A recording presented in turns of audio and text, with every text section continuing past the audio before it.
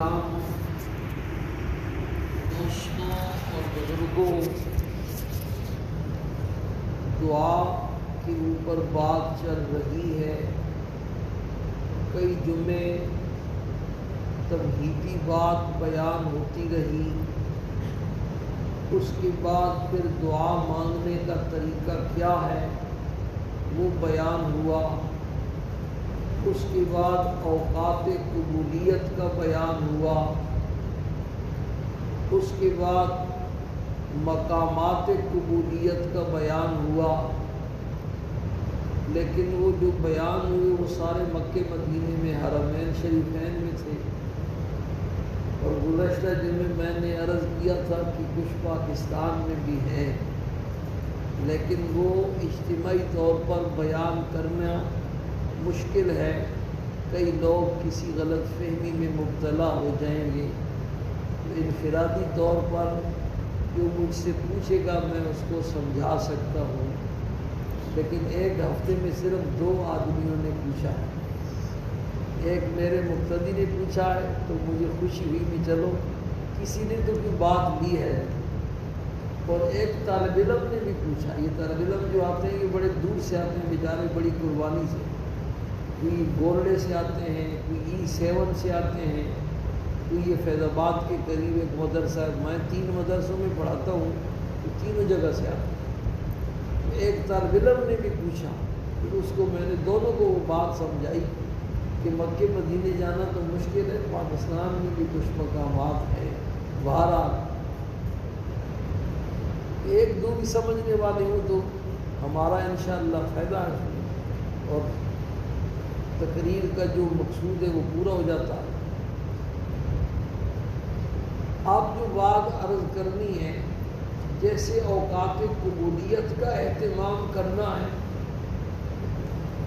اور مقامات قبولیت کا اہتمام کرنا ہے، اسی طرح دعا کی قبولیت میں اللہ والوں کے اور قرآن و حدیث کے بتائے ہوئے جو وظائف ہیں ان کو بھی دعا کی قبولیت میں بہت بڑا دخل ہوتا ہے۔ جب بندہ وظیفہ پڑھ کے اللہ پاک سے دعا مانگتا ہے تو وہ اقرب الی القبولیت ہوتی ہے، اس دعا کی قبولیت کا یقین زیادہ ہو جاتا ہے۔ وظیفہ کس چیز کا نام ہے؟ وظیفہ جب بندہ پڑھتا ہے تو اس وظیفے کے نتیجے میں اس کی برکت سے اس کو اللہ کا قرب نصیب ہوتا ہے، اور اللہ کے قرب نصیب ہونے کا مطلب یہ ہے کہ بندہ وظیفہ پڑھ کے بس ڈائریکٹ اللہ پاک کے دربار میں پہنچ جاتا ہے۔ اب بادشاہ کے دربار میں پہنچا ہوا ہے، بادشاہ سامنے ہے، اور بادشاہ بھی پھر ایسا اللہ پاک جیسا جو سارے بادشاہوں کا بادشاہ ہے اور سچا بادشاہ ہے بلا شرکت غیرے۔ دنیا کے سارے بادشاہوں کی بادشاہت جھوٹی ہے۔ فتعال اللہ الملک الحق، بلند ہے وہ اللہ جو ساری کائنات کا سچا بادشاہ ہے بلا شرکت ہے۔ بادشاہت کس چیز کا نام ہے؟ اختیار کا اور اقتدار کا نام ہے۔ دنیا کے جتنے بادشاہ ہیں وہ بیچارے مجبور معذور کچھ کر نہیں سکتے، ایک بل پاس کروانا ہو تو بل پاس نہیں کر سکتے، لیکن اللہ پاک، فرعون ایسا بادشاہ تھا 400 سال اس نے بادشاہت کی اور اس کے کبھی سر میں درد نہیں ہوا۔ موسیٰ علیہ السلام کی پیدائش پر 70,000 بچے اس نے ذبح کروائے کہ موسیٰ علیہ السلام پیدا نہ ہونے پائیں، لیکن موسیٰ علیہ السلام کو اللہ نے پیدا کر کے دکھایا اور اس کے محل میں پال کے، اس کے خرچے پہ پال کے دکھایا۔ تو بادشاہت تو نہ ہوئی نا کہ بندہ کچھ کر نہ سکے۔ وہ چاہتا تھا کہ موسیٰ علیہ السلام پیدا نہ ہونے پائیں، لیکن وہ پیدا ہو گئے اور اس کو پتہ نہیں چلا، پھر اس کے خرچے پہ پلتے رہے، اس کو پتہ نہیں چلا۔ اور اللہ پاک کی جو بادشاہت ہے کہ اللہ پاک جو کام کرنا چاہتے ہیں ساری کائنات کی طاقتیں اس میں رکاوٹ ڈالنا چاہیں تو رکاوٹ نہیں ڈال سکتی. تو دنیا کے بادشاہوں کی بادشاہت جھوٹی ہے. پھر وہ عارضی اور فانی، کوئی چند دنوں کا بادشاہ ہے، کوئی چند مہینوں کا بادشاہ ہے، کوئی چند سالوں کا بادشاہ ہے، آخر سب کی بادشاہت کو کیا ہو جائے گا؟ زوال ہو جائے گا. اللہ پاک کی جو بادشاہت ہے وہ ابدی بھی ہے اور ازلی بھی ہے، جس کی کوئی ابتدا بھی نہیں اور جس کی کوئی انتہا بھی نہیں. حدیث شریف میں قیامت والی حدیث میں سرکار دو عالم صلی اللہ علیہ وسلم نے ارشاد فرمایا، جب اللہ پاک اس دنیا کا نظام لپیٹنا چاہیں گے تو اسرافیل علیہ السلام سور پھونکیں گے تو جتنے جاندار ہیں وہ سب کے سب فنا کی گھاٹ اتر جائیں گے. اللہ پاک ملک الموت سے پوچھیں گے کہ کون کون اب باقی ہے. ملک الموت عرض کریں گے اللہ 4 معزز فرشتے اب تک باقی ہیں، حضرت جبریل امین، حضرت میکائیل اور حضرت اسرافیل اور میں گنہگار ملک الموت. ہم 4 بھی باقی ہیں اور آپ کے عرش کو اٹھانے والے جو 8 فرشتے ہیں وہ بھی اب تک باقی ہیں. اللہ پاک ارشاد فرمائیں گے سب کی جان نکال دو، میرے سوا سب نے مرنا ہے اور سب پر فنا آنی ہے. ملک الموت سارے فرشتوں کی جان بھی نکال دیں.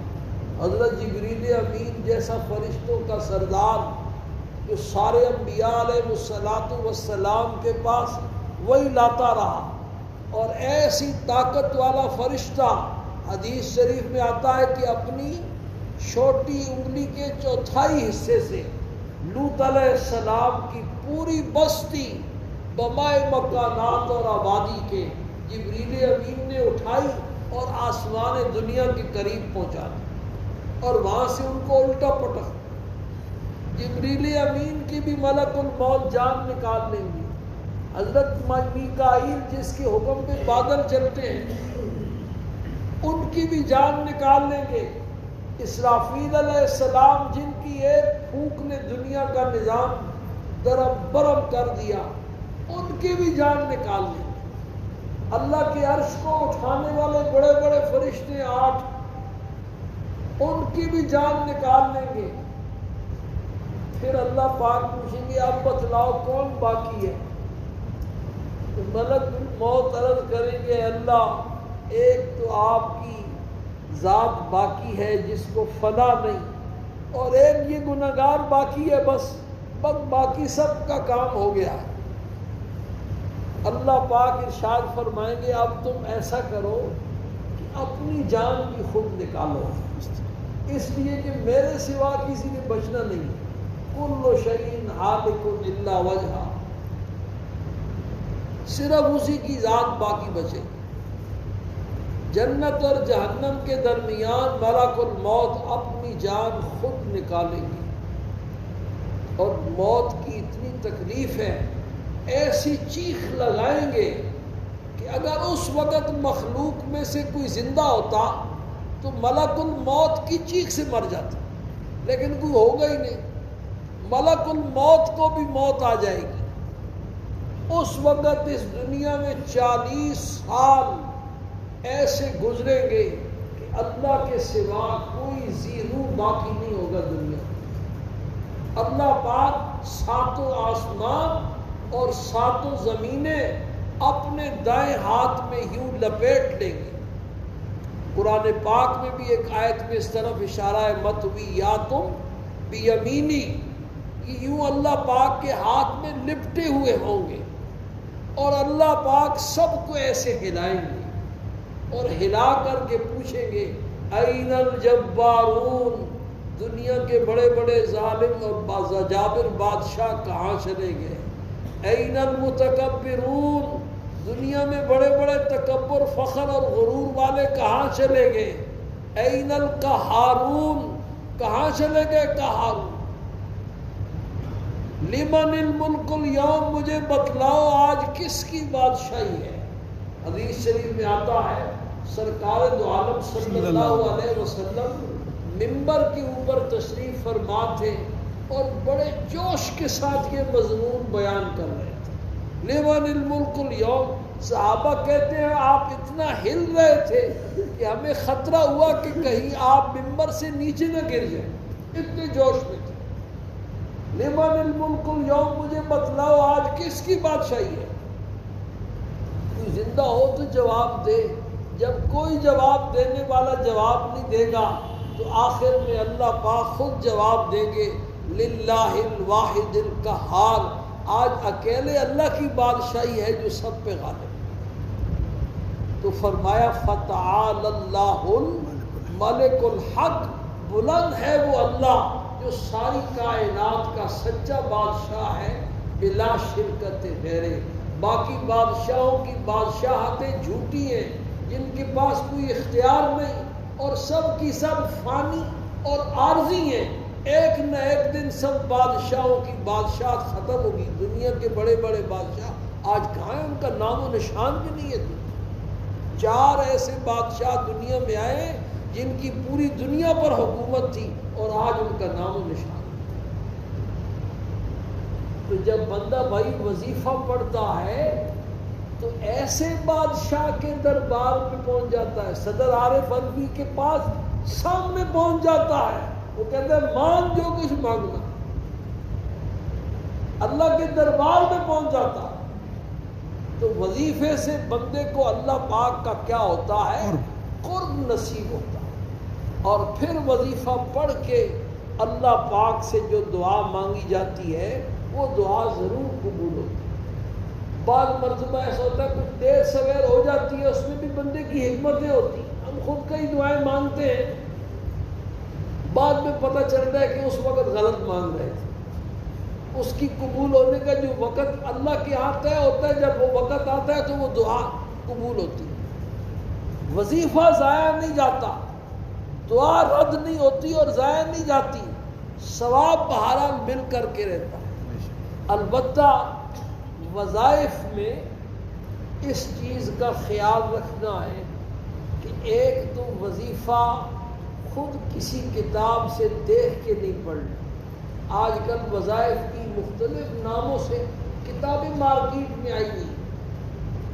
دوسرا، نیٹ سے وظیفہ دیکھ کر کے نہیں پڑھنا، کتاب دیکھ کر کے یا نیٹ سے دیکھ کر کے وظیفہ پڑھنا یہ ایسا ہی ہے کہ جیسے کوئی آدمی اپنا علاج خود شروع کر دے۔ ایک آدمی وہ ہے جس نے کتاب دیکھ کر کے اپنے لیے غذا بھی اور دوا بھی کیا کر لی ہے، تجویز کر لی ہے کہ بس میرے لیے یہ غذا فٹ ہے اور یہ دوا میرے لیے فٹ ہے۔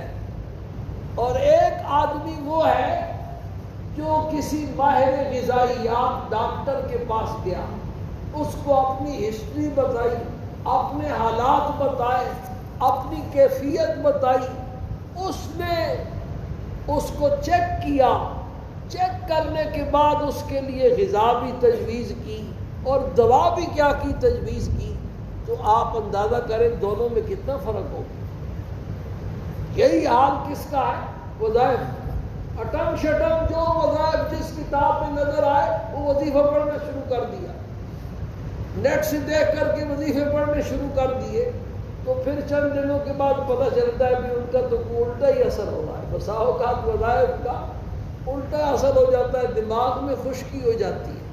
اس لیے وظیفہ جب بھی پڑھنا ہے کسی اللہ والے سے پوچھ کر کے پڑھنا ہے، اس کو اپنے حالات بتا کر کے پڑھنا ہے، اپنی بیماری، اپنا مقصد اس کو بتانا ہے، اس کی زبان سے جو نکلا ہوا وظیفہ ہوگا اس کے اثرات پھر عجیب و غریب ہوں۔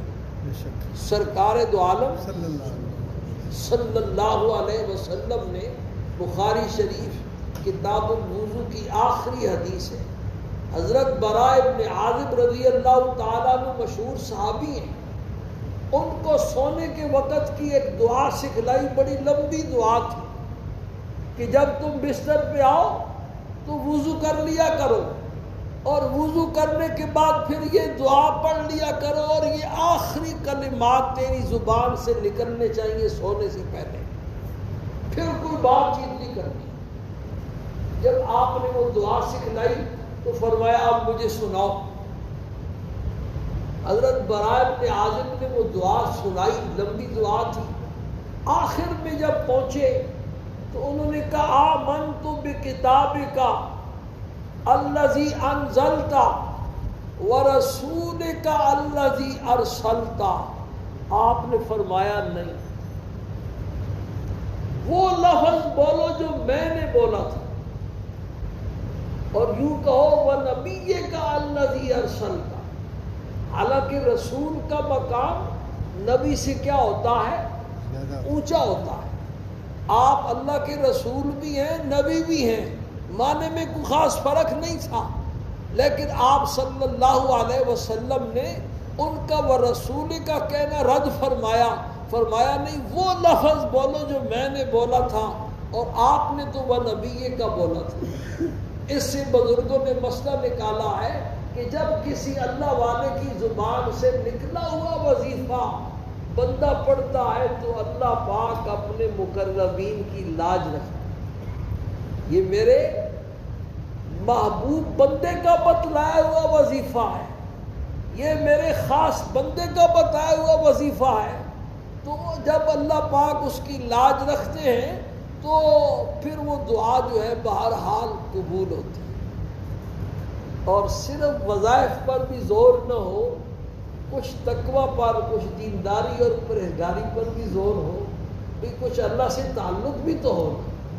نہ آپ کی جان نہ پہچان، آپ تو جو ہے نا بادشاہ کے دشمن بنے ہوئے ہیں، ہر کام جو بادشاہ کہتا ہے اس کا الٹ کرتے ہیں، اور پھر بادشاہ کے پاس پہنچ جاتے ہیں کسی طریقے سے اور کہتے ہیں میرا کام کر دو، تو کیا خیال ہے بادشاہ کام کرے گا؟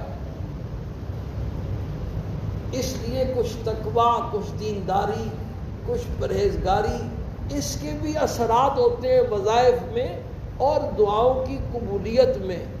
بالکل بغاوت والی زندگی نہ ہو پائے۔ آپ ننگی فلمیں دیکھتے رہیں، ننگی تصویریں دیکھتے رہیں، ساری ساری رات موبائل کو غلط استعمال کرتے رہیں، گانے سنتے رہیں، اور پھر وظائف پڑھ کر کے اللہ سے دعا بھی مانگتے رہیں۔ رحمان بابا ایک شاعر گزرا ہے، پشتوں کا شاعر تھا اور بڑا نیک آدمی تھا، بڑا اللہ والا تھا۔ وہ ایک رات کو پرانے زمانے میں طالب علم مسجدوں میں رہتے تھے اور مانگ کر کے کھانا لاتے تھے محلے سے۔ پہنچا تو دیکھا طالب علم پریشان بیٹھے ہوئے ہیں، پوچھا بھی کیا مسئلہ ہے، کیوں پریشان بیٹھے ہو؟ تو طالب علم کہنے لگے بابا آج محلے سے روٹیاں تو ملی ہیں لیکن سالن نہیں ملا ہے۔ رحمان بابا کہنے لگا وہ پانی کا بٹکا لے کے آ جاؤ میرے پاس۔ رحمان بابا نے سورہ فاتحہ پڑھی اور دم کیا۔ وہ دم کیا تھا؟ وہ پورے کا پورا پانی شربت بن گیا۔ سبحان اللہ۔ اور طالب علموں کو کہا کہ چلو ایسا کرو آج شربت سے روٹی کھا لو۔ طالب علموں نے سنی بھی اور پوچھا کہ آپ نے بابا جی کیا پڑھا ہے؟ بابا جی نے کہا میں نے سورہ فاتحہ پڑھ کے دم کیا ہے بھائی۔ طالب علموں نے کہا بڑا اچھا نسخہ ہاتھ آ گیا ہے۔ روٹی اس دن کھا لی، پھر کسی دن پھر سالن نہیں ملا۔ اب طالب علموں نے پانی کا مٹکا لایا اور سورہ فاتحہ پڑھ کر کے پھونکتے رہے، لیکن پانی پانی رہا۔ ایک نے پڑھا، دوسرے نے پڑھا، تیسرے نے پڑھا، لیکن پانی میں کوئی تبدیلی نہیں آئی۔ بڑے پریشان۔ پھر کسی موقع پر رحمان بابا پھر چکر لگاتے لگاتے مسجد میں آئے تو طالب علموں نے شکوہ کیا رحمان بابا وہ جو تو نے وظیفہ بتلایا تھا نا سورہ فاتحہ والا، ہم تو پڑھتے رہے، اس نے کوئی کام نہیں کیا۔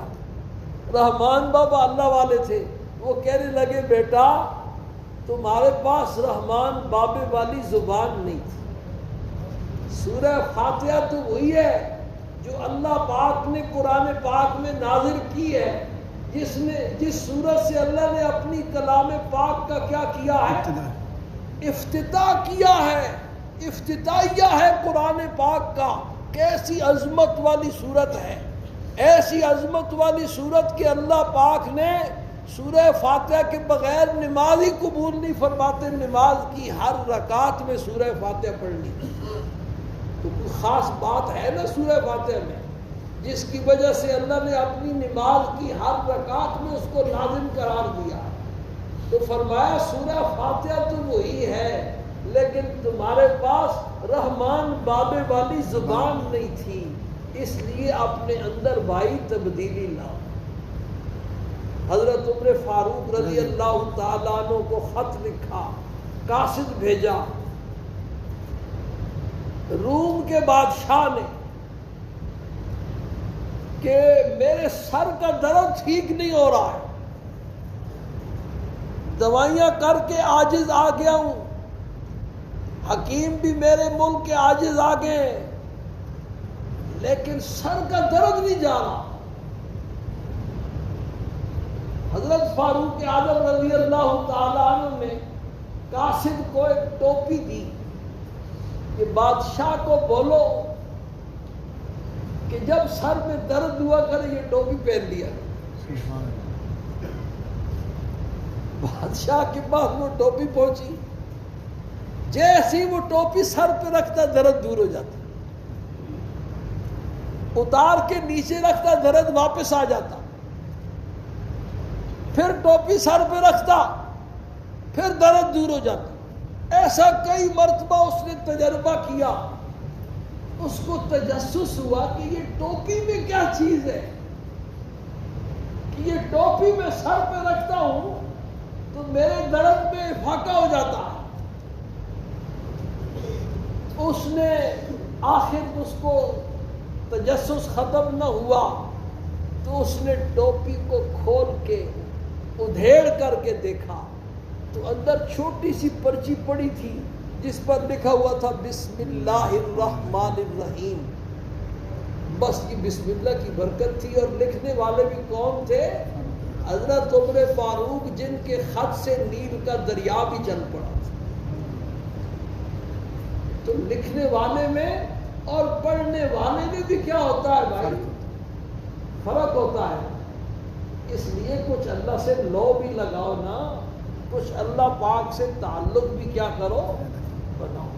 سید احمد شہید رحمہ اللہ کے بارے میں لکھا ہے جو بھی تعویذ مانگنے آتا تو اس تعویذ پر بس یہ ایک ہی جملہ لکھ دیتے، جو بھی تعویذ ہے، بیماری کا تعویذ ہے، پریشانی کا تعویذ ہے، درد کا تعویذ ہے، ایک ہی جملہ لکھتے اور اس کا کام بن جاتا۔ کوئی مقدمے میں پھنسا ہوا ہے اس کا بھی کام بن جاتا۔ خدا بندہ اگر منظور داری حاجت اشرا براری، اے اللہ اگر آپ کو منظور ہے تو اس کا کام کر دو، سبحان اللہ۔ بس یہ جملہ ہے، کوئی قرآن کی آیت نہیں، کوئی اسماء حسنہ میں سے کوئی اسم نہیں، بس اس جملے سے اس کا کام چل جاتا۔ تو بھی کیا تھا؟ اللہ پاک سے کیا تھا؟ تعلق تھا۔ تو وظائف سے دعا تو قبول ہوگی، لیکن اپنے اندر تھوڑی سی تبدیلی بھی لاؤ نا بھائی۔ حضرت گنگوئی رحمہ اللہ تشریف فرما تھے، مریدین کا حلقہ لگا ہوا ہے اور حضرت گنگوئی رحمہ اللہ تشریف فرما ہے۔ ایک ہندو آیا اور آ کر کے کہنے لگا کہ حضرت آج کل کاروبار بڑا مندہ ہے، کوئی تعویذ دے دو کہ میرا کاروبار چل پڑے۔ حضرت نے فرمایا کیا کام کرتا ہے؟ کہنے لگا میرا تو کام یہ ہے کہ میں بھنگ کوٹ کر کے لوگوں کو پلاتا ہوں، بھنگ کوٹتا ہوں اور لوگوں کو پلاتا ہوں اور پیسے لیتا ہوں، یہ کام ہے میرا، اور یہ آج کل بالکل مندہ ہے۔ حضرت نے اس کو ایک جملہ لکھ دیا، تعویذ لکھ دیا اور کہا یہ تعویذ لے جاؤ، اور وہ جو بھنگ کوٹنے والا سوٹا ہے نا، اس کے ساتھ جا کر کے اس تعویذ کو باندھ دو اور پھر تماشا دیکھو۔ لیکن جب تیری دکان چل پڑے اور کاروبار چل پڑے تو پھر میرا تعویذ مجھے واپس کر کے جانا، پھر اس کی ضرورت نہیں رہے۔ مریدین جتنے بیٹھے ہوئے تھے ان سب کے دلوں میں وساوس آنا شروع ہو گئے بھی آج حضرت نے بڑا عجیب کام کیا ہے۔ ایک تو ایک ہندو کو قرآن و حدیث کا کوئی کلمہ لکھ کے دے دیا ہے، اور دوسرا لکھا بھی کس کے لیے؟ بھنگ کے لیے، بھنگ کے کاروبار کے لیے۔ وہ سارے وساوس میں مبتلا ہو گئے، سارے پریشان۔ کچھ دنوں کے بعد وہ ہندو تعویذ واپس لے آیا اور آ کر کے کہنے لگا کہ حضرت بس ماشاءاللہ میرا کاروبار چل پڑا ہے، اب اس تعویذ کی ضرورت نہیں، اتنا رش ہے کہ میں سنبھال نہیں سکتا گاہکوں۔ حضرت نے ساتھ والے مرید کو کہا کہ یہ پڑھ کے سب کو سنا بھی کیا لکھا ہوا۔ اس نے تعویذ کھولا اور کھول کر کے سب کو پڑھ کے سنایا۔ اس پہ لکھا تھا، اے دلی کے بھنگ پینے والوں، اے دلی کے بھنگ پینے والوں، اگر تمہارے مقدر میں بھنگ پینا لکھا ہی جا چکا ہے تو کہیں اور مت پینا، اس ہندو کی دکان پہ آ کے پینا۔